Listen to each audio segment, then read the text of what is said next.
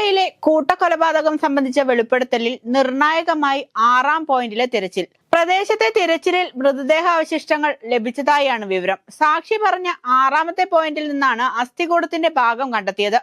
പ്രദേശത്തെ തിരച്ചിലിനായി 13 സ്പോട്ടുകളാണ് മാർക്ക് ചെയ്തത്. അതിൽ 5 ഇടങ്ങളിൽ ഇന്നലെയും ഇന്നുമായി തിരച്ചിൽ നടത്തുകയായിരുന്നു. ഇന്നാണ് 6ാമത്തെ സ്പോട്ടിൽ പരിശോധന ആരംഭിച്ചത്. അവിടെ നിന്നാണ് അസ്ഥികൾ കണ്ടെടുത്തത്. റാപ്പർ വേടൻ വിവാഹ വാഗ്ദാനം നൽകി പീഡിപ്പിച്ചെന്ന യുവ ഡോക്ടറുടെ പരാതിയിൽ വേടന് ഇതുവരെ നോട്ടീസ് അയച്ചിട്ടില്ലെന്ന് കൊച്ചി സിറ്റി പോലീസ് കമ്മീഷണർ. സാമ്പത്തിക ഇടപാടുകൾ നടന്നിട്ടുണ്ടെന്ന് പരാതിയിൽ പറയുന്നുണ്ടെന്നും അക്കാര്യം പരിശോധിച്ചു വരികയാണെന്നും കമ്മീഷണർ പറഞ്ഞു.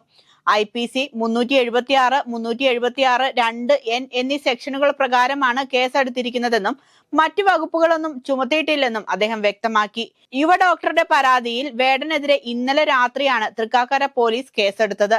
വിവാഹ വാഗ്ദാനം നൽകി തന്നെ പലയിടങ്ങളിൽ വെച്ച് പീഡിപ്പിച്ചുവെന്നും പിന്നീട് ബന്ധത്തിൽ നിന്നും വേടൻ പിന്മാറിയെന്നുമാണ് യുവ ഡോക്ടർ മൊഴി നൽകിയത്. 2021 ഓഗസ്റ്റ് മുതൽ 2023 മാർച്ച് വരെ വിവിധ സ്ഥലങ്ങളിൽ വെച്ച് വേടൻ പീഡിപ്പിച്ചുവെന്നാണ് യുവതിയുടെ പരാതി. മെഡിക്കൽ കോളേജിലെ ഉപകരണക്ഷാമം സംബന്ധിച്ച വിവാദ വെളിപ്പെടുത്തൽ നടത്തിയ യൂറോളജി വിഭാഗം മേധാവി ഡോക്ടർ ഹാരിസിന് കാരണം കാണിക്കൽ നോട്ടീസ്. DME ആണ് കാരണം കാണിക്കൽ നോട്ടീസ് അയച്ചത്. ഡോക്ടർ ഹാരിസിനെതിരെ അച്ചടക്ക നടപടി ഉണ്ടാകുമെന്ന് നേരത്തെ റിപ്പോർട്ടുണ്ടായിരുന്നു. എന്നാൽ വിവിധ കോണുകളിൽ നിന്ന് പ്രതിഷേധമുയർന്ന സാഹചര്യത്തിൽ നടപടി വൈകിപ്പിക്കുകയായിരുന്നു. പ്ലാസ്റ്റിക് കുപ്പികളിൽ വിതരണം ചെയ്യുന്ന മദ്യത്തിന് 20 രൂപ അധികം നൽകണമെന്ന് എക്സൈസ് വകുപ്പ് മന്ത്രി MV രാജേഷ്. ഒഴിഞ്ഞ കുപ്പി തിരികെ നൽകിയാൽ പണവും തിരികെ നൽകും. 20 രൂപ എന്നത് അധിക തുകയല്ല, നിക്ഷേപമായി കണക്കാക്കണമെന്നും MV രാജേഷ് പറഞ്ഞു.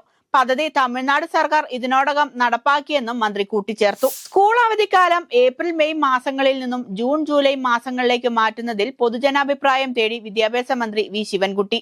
ഏപ്രിൽ മെയ് മാസങ്ങളിൽ സംസ്ഥാനത്ത് കനത്ത ചൂട് അനുഭവപ്പെടുന്നത് പലപ്പോഴും കുട്ടികൾക്ക് ബുദ്ധിമുട്ടുണ്ടാക്കുന്നുണ്ട്. മൺസൂൺ കാലയളവായ ജൂൺ ജൂലൈ മാസങ്ങളിൽ കനത്ത മഴ കാരണം സ്കൂളുകൾക്ക് അവധി നൽകേണ്ടി വരികയും ചെയ്യുന്ന സാഹചര്യമുണ്ടെന്ന് മന്ത്രി ചൂണ്ടിക്കാട്ടി.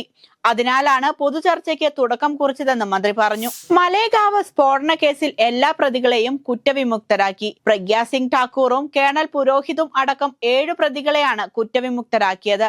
മുൻ BJP MP Pragya Singh Thakur, lieutenant colonel Prasad Shrikant Purohit, major Ramesh Upadhyay, Ajay Rahangir, Sudhakar Trivedi, Sudhakar Chaturvedi, Sameer Kulkarni എന്നിവരെയാണ് കോടതി കേസിൽ വെറുതെ വിട്ടത്. ഇന്ത്യൻ ഇറക്കുമതികൾക്ക് 25% തീരുവയും അധിക പിഴയും ചുമത്തുമെന്ന് പ്രഖ്യാപിച്ച US പ്രസിഡന്റ് ഡൊണാൾഡ് ട്രംപ്.